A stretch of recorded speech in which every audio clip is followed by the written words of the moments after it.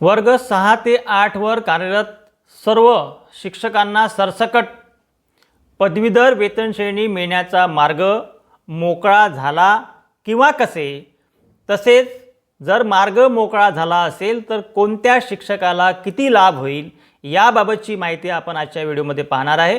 नमस्कार शिक्षक मित्रांनो, मी वर्धेवरून अजय विठ्ठलराव भोयर। 27 जून 2022 रोजीच्या शासन निर्णयानुसार राज्यातील सर्व वर्ग 6 ते 8 वर कार्यरत शिक्षकांना पदवीधर वेतन श्रेणी द्यावी किंवा कसे याबाबत अभ्यास करून शिफारस करण्यासाठी एका समितीची स्थापना करण्यात आली। केव्हा? 2022 मध्ये। आणि त्या समितीचे प्रमुख अध्यक्ष जे होते ते माननीय शिक्षण आयुक्त होते। त्यांच्यासह अन्य 6 अधिकारी अशी ही 7 अधिकाऱ्यांची एक समिती होती। आता मुळामध्ये या समितीमध्ये काय म्हटलेलं आहे त्याच्यापूर्वी आपण पाहूया की बालकांचा मोफत व सक्तीच्या शिक्षणाचा अधिकार अधिनियम 2009 पूर्वी शासन निर्णय 14 नोव्हेंबर 1979 नुसार काय व्हायचं की त्यावेळेस वर्ग 5 ते 7 या 5 ते 7 वर्गावर कार्यरत शिक्षकांना 25% शिक्षकांना म्हणजे 4 पैकी एका पदवीधर शिक्षकाला पदवीधर वेतन श्रेणीचा लाभ मिळत होता।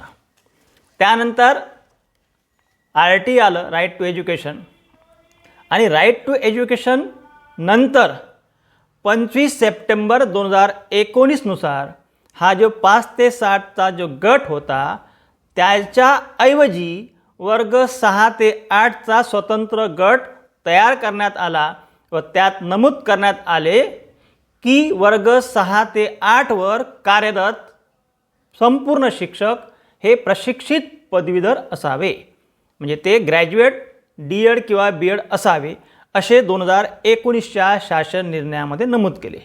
व त्याच्यानंतर 13 ऑक्टोबर 2016 नुसार जिथे आधी 5 ते 7 वर 4 पैकी एका शिक्षकाला पदवीधर वेतन श्रेणी मिळायची, त्यामध्ये बदल करून 2016 पासून 33% म्हणजे 3 मागे एका शिक्षकाला पदवीधर वेतन श्रेणी मिळत होती।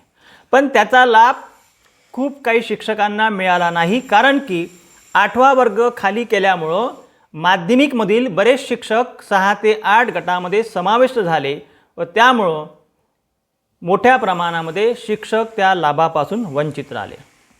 आणि त्याच्यानंतर हे जे 6 ते 8 म्हणजे जर प्रशिक्षित पदवीधर शिक्षक जर 6 ते 8 ला कार्यरत आहे तर त्या सर्व शिक्षकांना पदवीधर वेतन श्रेणी मिळाली पाहिजे अशी मागणी राज्यभरातून होत होती आणि त्याच्याकरता ही समितीची स्थापना करण्यात आली। या समितीमध्ये जे ठळक मुद्दे आहे ते आपण आज बघूया। या समितीच्या अहवालाच्या पान नंबर 3 वरती बघा काय म्हटलं आहे। इयत्ता 6 ते 8वीच्या वर्गावर अध्यापन करणाऱ्या सर्व पदवीधर शिक्षकांना समान पदवीधर वेतन श्रेणी लागू करणे उचित राहील अशी धारणा आहे, असं कोण म्हणते? हे समितीचे सदस्य म्हणतायत। त्याचप्रमाणे त्याच्या खाली काय म्हटलं आहे?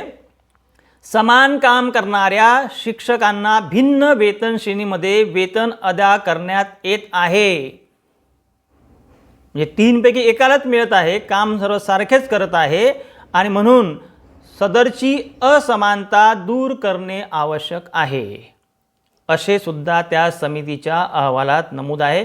त्याच्यानंतर पुन्हा एक मुद्दा आहे की या स्थितीत वर्ग 6वी ते 8वी या वर्गावर अध्यापन करणाऱ्या सर्व पदवीधर शिक्षकांना समान पदवीधर वेतन श्रेणी लागू करणे हे ठरलेले आहे।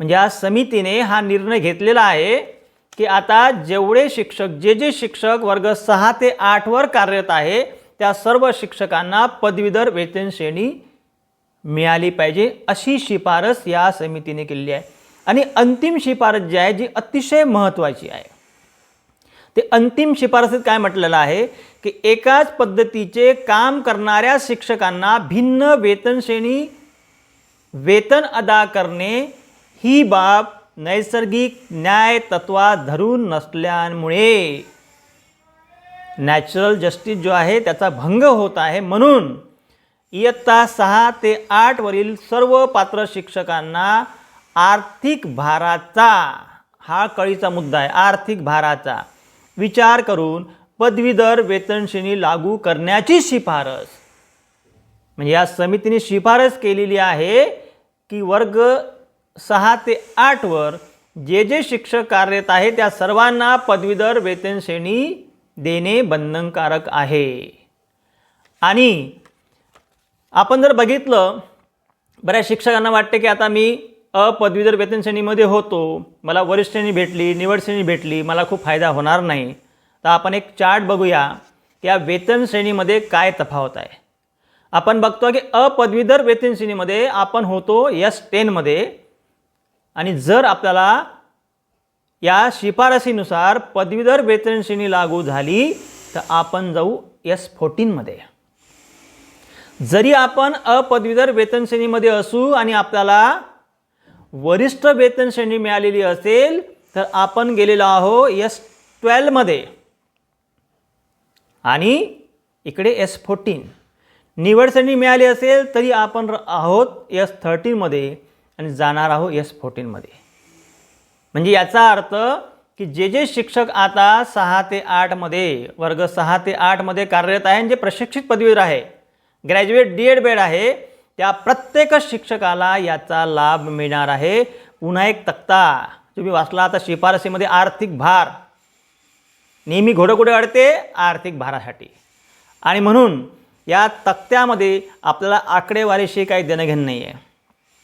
सर्व शिक्षकांना जे 6 ते 8ला कार्यरत आहे त्या सर्वांना पदवीधर वेतन श्रेणी मिळाली पाहिजे, ही आपली मागणी होती. आणि त्यानुसार या समितीने तशी शिफारस केलेली आहे. त्यामध्ये एक मुद्दा महत्त्वाचा आहे की त्यांनी जो गोषवारा तयार केलेला आहे त्यामध्ये प्रति कर्मचारी प्रतिमाह 5,250, म्हणजे जवळपास 5,000चा फायदा प्रत्येक शिक्षकाला या शिफारसीच्या नुसार होणार आहे. आता 27 जून 2022 तेव्हा शासन निर्णय काढला होता, आणि 4 वर्ष या सर्व बाबीचा विचार करण्यासाठी गेला. 4 वर्ष.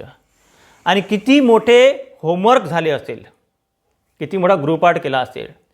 आणि हा सर्व गृहपाठ झाल्यानंतर 6 ते 8 वरील कार्यरत प्रत्येक शिक्षकाला पदवीधर वेतन श्रेणी दिल्या गेली पाहिजे, ही शिफारस या समितीने केलेली आहे. म्हणजे प्रत्येकाला S14 ही वेतन श्रेणी देण्याची शिफारस या समितीने केलेली आहे. आणि म्हणून लवकरच शासन निर्णय निघेल अशी अपेक्षा करूया. तोपर्यंत बऱ्याच शिक्षकांना मी 6 ते 8ला आहो की मी 5वीवर आहे याचीही कल्पना नसते. आपण फक्त पगार घेत राहतो. आणि म्हणून तोपर्यंत सर्वांनी आपण 6 ते 8 वर कार्यरत आहोत की नाही, जरी आपण प्रशिक्षित पदवीधर आहोत, ग्रॅज्युएट D.Ed बेड आहे, आणि आपलं नाव जर वर्ग 5वीवर असेल तर मात्र आपण लाभापासून वंचित राहू शकतो. म्हणून लवकरच GR निघेल, लवकरच शासन निर्णय निघेल, कारण की ही आपली हक्काची मागणी आहे. राईट टू एज्युकेशन अंतर्गत जी शिफारसी केलेली आहे त्यामधला हा भाग आहे. पण तोपर्यंत आपण 6 ते 8ला आपलं नाव आहे किंवा नाही याची खात्री करून घ्या. आणि सर्वांना लवकरच सरसकट वर्ग 6 ते 8 वर कार्यरत प्रत्येक शिक्षकाला पदवीधर वेतन श्रेणी मिळेल याची अपेक्षा करूया. शासन निर्णय निघाल्यानंतर कोणाला किती प्रत्यक्ष लाभ होईल हे याची आकडेवारी सुद्धा आपण लवकरच बघूया. तोपर्यंत नमस्कार, धन्यवाद.